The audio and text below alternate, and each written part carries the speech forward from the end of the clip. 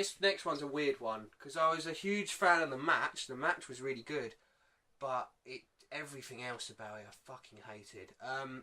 Basically, Eddie Guerrero's obviously died, which we've mentioned before, and Rey Mysterio wins the Royal Rumble and dedicates it to Eddie Guerrero. And he goes into the match. This is Rey Mysterio defeating Randy Orton and Kurt Angle in 9 minutes 19 seconds for the World Heavyweight Championship. Okay, I'll go through the match, and then I'll give you my thoughts after. Even though I do have to say there was this one line, and I know everyone was disgusted by this line at the time, and I forgot about it until this video package. When Randy Orton turned round and went, Eddie Guerrero isn't up there, Eddie Guerrero is down in hell. Yeah, that's that is fucking disgusting. That should never have happened. Eddie Guerrero, unbelievable they allowed Orton to say that. His widow is backstage. Probably side, you know, but it could have been by the ring for all we know. Not next to the ring, but, you know, it could have been out there. Yeah. She's watching this. Unbelievable. That is... POD play Mysterio out, and then the... Oh. Sorry. What are you up to? No, carry on. So professional. There's a crossbody into the drop kick by Mysterio. There's this amazing double German suplex where Kurt Angle and Randy Orton goes to grab Rey Mysterio, and then Kurt Angle grabs Randy Orton, and he sends Mysterio flying, which was awesome. Mysterio was booed all the way through this match. Fucking good. Then there was a lift on Mysterio into... basically... Orton was on the top rope, and Mysterio ran at Angle. Angle lifted him up, and Mysterio got caught by Orton, and he Hurricane Rana'd on him off the top rope. Angle catches the 619 into the ankle lock, to which Mysterio taps, but Randy Orton is distracting the ref with the chair, so he doesn't see it. Mysterio then gets one of those really nice German suplexes where it goes inside and out, which was awesome to see. There's an angle slam to the outside on Mysterio, and then Angle ankle locks Randy Orton, to which Mysterio actually physically grabs the ref, and then Orton taps. There's quite a few moments in this Wrestlemania, right, where the ref seems to completely ignore the fact that if they grab you, if they touch you, if they go for you at all, it's a disqualification. Yeah. And I know some of them were no DQ matches, but I don't care. Like, there was one point when, you know, at some point the ref got low blow. That was the Triple H John Cena match. Yeah, you get to that. But, like, so many times when he got shoved, you know, knocked out of the way, and you should ring the bell. That's it. Well, logically standing, I don't understand why Mysterio would have grabbed the ref, because he's meant to be the gooder than good. You know, he's dedicating this to his best friend who's just died, and he's cheating. He's just basically cheated to grab the ref. Orton Angle should have won this match. You know, I didn't understand that. It was so stupid. There's a leg drop from Mysterio into Angle whilst he has the grapevine on the ankle lock, but Angle kicks out. There's that really nice top rope belly to belly by Angle on Orton. Mysterio is a fuck up and completely fucks up the 619 around the ring post because he literally just falls to the ground. Overshoots it, doesn't he? Yeah. He then hits the senton for the 2 count. Orton is hit with the angle slam, but that was a 2 count. Angle waits to angle slam Mysterio, but Mysterio reverses it into an arm drag. Then there's a 619 to Orton and a springboard for the 3 count. Mysterio wins the world title and then embraces with Chavo and Vicky, which is a really crappy moment. It should be a genuinely moving moment. I think but it was for Vicky, but I'm actually going, oh, that's kind of cheap, and it's kind of sad that it's been made cheap because of it, the way it happened. Before Eddie Guerrero died, Rey Mysterio was a tag team wrestler. He was a cruiserweight. All of a sudden, Eddie Guerrero dies, and he's in the main event winning the world title. You don't make someone a hero just because they happen to be friends with somebody, you know, something tragic happened. And as many people have pointed out, Mysterio is the guy that won it. Why the fuck was it not Chavo Guerrero? You know, his actual nephew. The man who was there when Eddie died. You know, why was it not Chavo Guerrero? Why was it Rey Mysterio? You know, fucking, I do not believe it. And to have Chris Benoit, Eddie Guerrero's best friend, to also die on the same night. WWE is blatantly using Eddie Guerrero's genuine death, a tragedy for all of us wrestling fans, to further their storylines. Yeah, and it's disgusting. Rey Mysterio would never have won a World Heavyweight Championship if Eddie Guerrero died. In fact, I found out that the supposed card was meant to be Randy Orton win the Royal Rumble and beat Batista at WrestleMania. Kurt Angle faced Undertaker, and we had Shawn Michaels against Eddie Guerrero at this WrestleMania. Why did they change it? That's awful. Because Eddie died. Oh yeah, I know, but they can change everything. It's just the fact that Rey Mysterio was World Heavyweight. I mean, I'm not taking anything away from Rey. He's a great wrestler, but he was not World Heavyweight Championship material, and he only won it because a man who apparently is a really good friend with Rey Mysterio died. I would like to say, you know, shoot me down. There's probably loads of people that are about to have a go at me, but I remember hearing about Chris Benoit breaking down when Eddie Guerrero died. I've heard Chavo and Chris Jericho and Dean Malenko, even Triple H, talk about Eddie Guerrero and him dying. I have never seen, other than the Raw after Eddie died, Rey Mysterio actually talk about Eddie Guerrero with any genuine emotion. Never. And that leads me to believe that Eddie and Rey may have been friends, but not as good friends as WWE have made. Batista himself has actually broken down in interviews when talking about Eddie Guerrero. Rey Mysterio has never done any of that, you know, and I personally think that Rey Mysterio just happened to be a little bit more popular than Chavo, and they used Eddie's death to push him. Who booked this? Fuck knows, but you know what? Shame on you, Rey Mysterio. Okay, I get that you're not going to turn down a push, but you do not do it at the expense of your friend's death. No. This whole WrestleMania was soured for me. We then go on to the match of the night, which was Tori Wilson defeating Candice Michelle in 3 minutes 54 seconds in a Playboy pillow fight. Yeah. Brilliant. Which the Chicago fans, bless them, had boring chants for. Good on them. We then get John Cena as the WWE Champion defeating Triple H in 22 minutes and 2 seconds with the stupidest fucking story going in ever. John Cena's from the streets and Triple H is the posho, you know. Conan... sorry, I've just read about the fucking entrances. Oh, God. Triple H comes out in his best Conan the Barbarian fucking get up, but it just looks fucking stupid. I literally have written down here, he looks like Umaga, which is not a good thing, okay? We get to hear 2 of his theme tunes. Yeah, we get King of Kings, which then stops for him the game. Why? We get to hear an entire song of him sat there like, looking like thingy from Game of Thrones. Just sort of slouching. It's just ridiculous, isn't it? Dumb. And then we get the best moment of this whole match. John Cena comes out with Gangsters. Well, actually, I say John Cena. The Gangsters come out where they rewrote history and said Al Capone. And oh my God, it's CM Punk. CM Punk is hanging on the car. Now, I've seen that clip, and I believe it was in CM Punk's... it's so nice to finally be able to talk about him on the WrestleMania video. It's been exciting. She won't stop. Every video now will have a CM Punk rant. Does that mean he's on next? Yes! We'll wait to the end. Yeah, like, I'd seen that, and I think it was on his documentary DVD. And so I knew it was coming. And you were very, very good. You didn't tell me. And you know, it's a big thing. Me waiting for CM Punk, so I was really excited. And literally, I went from... this is shit, so this is the best thing in the whole wide world. And yeah, like I just saw his little face, but you can tell that he's obviously big, you know, news because the camera stayed on him the whole time he was going past. And the crowd actually broke out in a little CM Punk chant. Yeah. Which is really nice.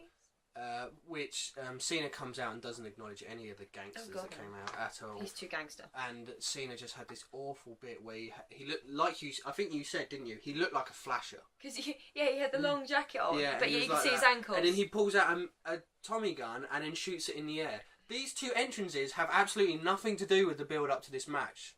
Nothing at all. You know, they just randomly decided that John Cena was a gangster and. You know, Triple H was fucking Conan the Barbarian. Didn't one of the commentators say something like he's the first one, or referring to Cena being the first person to listen to hip hop or something? Oh no, yeah, it was really weird. Like... he was the only one that listened to hip hop, like in his it was really stupid because it was really contradictory, okay? It said that, obviously he grew up in Boston, and it was, oh, he's the first person to listen to hip-hop in his area, but he comes from the streets, which surely in America, the street music is hip-hop. Yeah. You know, he never fit in, you know. It was just fucking ridiculous. It was, basically, this is Rocky 4. You know, they're trying to build up John Cena is Rocky and Triple H is Drago, and it's just fucking stupid. And this was also when this is the first crowd that really turned on Cena really badly. If they wanted to say something, they would. And the commentators didn't know what to do about it, and they were literally trying to cover it. They were saying it was a traditional crowd, that they just weren't going for it. They were more Triple H fans. You know, they were doing everything they could to downplay this Chicago crowd, which is funny because it's actually the 4th of March today in England, which means it's still the 3rd of March in America. It's the Chicago crowd for Raw tonight. Now, we're not going to have watched it by the time we review this, obviously, because it's going to be on later. But by the time we will review it next, maybe we'll have a little thing about this Chicago crowd, whether they shit all over the product. We might have that. You can always rely on the Chicago crowd to be true. Chicago crowd are very vocal. For, you know, not just for CM Punk. It just so happens that they've got one of the best wrestlers ever. But they've also got the most... No, they have. They have. There aren't many... Are there any other famous wrestlers from Chicago? Not a huge amount, but for you to say that Punk is one of the best ever. One of the best from Chicago. Oh, if not the best from Chicago. Alright. Yeah, okay. And in my opinion, one of the best anyway. But whatever. And they've got the best crowd. They always have the best crowds. It was a really good crowd. And this crowd had the chant that I've always said should actually be said to John Cena. Okay, you've got the little girls and the little boys and all that going, let's go Cena. Chicago crowd are saying, fuck you Cena, back. Brilliant. Fucking awesome. That is the chant you should be doing, because then Jerry Lawler is trying to cover, going, oh, they're saying Cena sucks. No, they were definitely saying, fuck you Cena. Definitely. This crowd was angry at John Cena and really like cheering Triple H. He was not enjoying it. For what it was worth, it's a decent match. It was actually quite a decent match. There was a lot of back and forth. It wasn't the typical John Cena gets beat up for 3/4 of the match. There was a good bit where Triple H sort of looked like he'd beaten Cena by cheating, because he hit him with the sledgehammer, I think it was, to which Cena kicked out. Cena then hit the FU, to which Triple H kicked out, and apparently no one's ever kicked out of the FU, even though we saw Big Show do it at WrestleMania 20. And then it was actually quite shocking, the ending, because Cena locked in the STFU and Triple H tapped, which was quite shocking, and we got John Cena winning. But this crowd was not happy. This crowd died when Cena won that match. It was reminiscent of, I know we're going to be reviewing it later, but reminiscent of WrestleMania 29, in which the crowd dies when Cena beats The Rock. Completely dies, and they did exactly the same here. And imagine, this is WrestleMania 22. That's 8 years ago. 8 years ago, the crowd was bored of Cena. I've only been watching wrestling a year, and I started out quite a big fan of Cena, and it took me about 10 months to get bored, maybe like 9 months to get bored of him. Yeah, and you got to think that for a little while of that, he was out injured. Yeah. As well. Oh, yeah. I just don't understand it. But let's jump into it. Okay. Match of the night. Match of the night was the Edge and Foley Hulk match. Definitely. I don't think there could be any match that comes... I mean, the Trish Mickey was close. Oh, yeah, but of course. Edge against Foley. That had a little mention there, actually, that match, question mark. Yeah. It wasn't going to be, but it so was close. A really good deserves match. A mention. Oh, I didn't actually mention, this is Kurt Angle's last WrestleMania. Kurt Angle's gone for this WrestleMania. Oh, okay. Which is such a shame, because he was the best thing of the triple threat match. The best thing. He was amazing. He actually leaves WWE due to health concerns, and then turns up in TNA not long after. And we haven't had him back since. So that was actually Angle's last one. Wrestling night. Foley. I'm going to go the other side. I'm going to say Edge. They both deserve it. They really do. I mean, yeah. It was definitely going to be one of them. I was close to giving it to Shelton Benjamin because he just steals the Money in the Bank matches. You give him a ladder and he will give you a match. Yeah. He, like I said in the last video, Kofi Kingston is blatantly a rip-off of him. So I used to be really impressed by Kofi, but Kofi's a not so good version. Yeah. Kind of then, what else is it? Moment. Moment I found kind of hard, but I think I found it, maybe it's not cheap, but I don't know, I kind of went for the moment. I'm not, because it should be, and I've always loved that moment, but there was something really tingly and really kind of, you know, choking up about the whole Guerrero and the award. It was just, you know, it is really not. It is a really nice moment in which they go out to the crowd and there's this massive Eddie chant and there's just all of these signs. It's not my moment just because, but it wasn't like a, you know, fuck yeah moment like they should be for WrestleMania. It's but just it was a just touching moment because it's like this guy was taken away so early and he was so well loved, and it's for him. Obviously, it's kind of sad that he went into the Hall of Fame just because he died. But he would have done in the end anyway. He would have gone anyway, but they had to rush it because he just died. And this year was all about Eddie Guerrero, and it's just it is a really sad thing.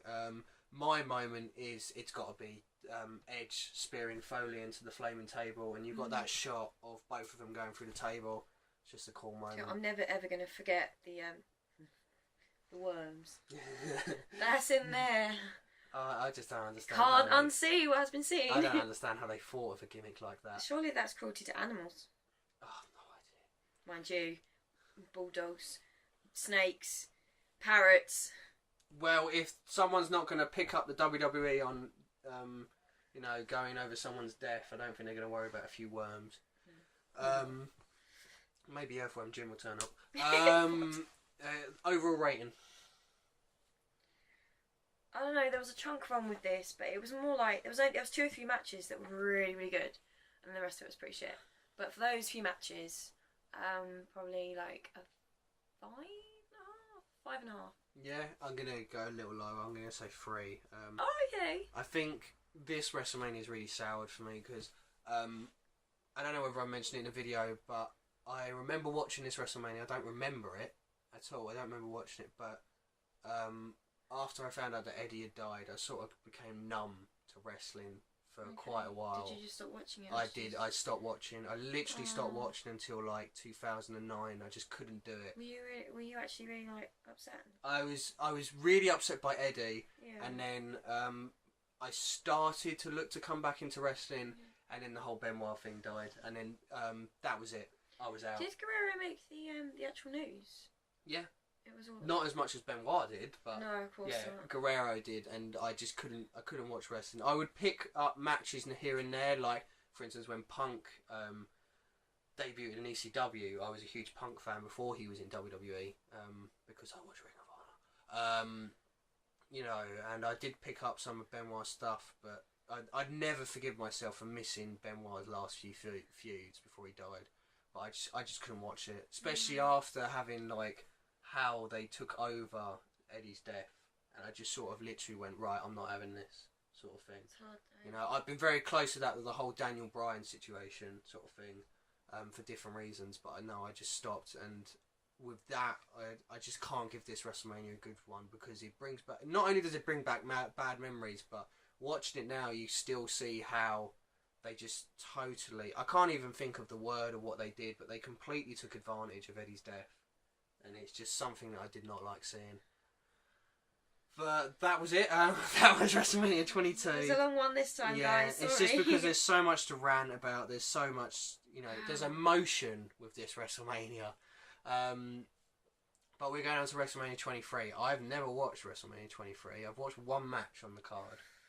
So, we obviously get the yearly Money in the Bank match.